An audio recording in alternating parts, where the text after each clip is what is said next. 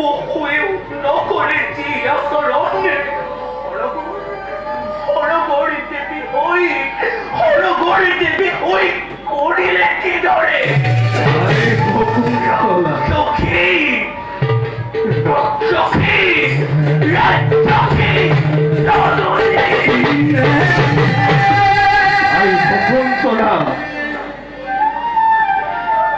নকরিবি তিরস্কারে তেভাবে তলতুর জন্মদাত্রী মাতৃ দেবপারা মেনকা নহয় স্বাধীন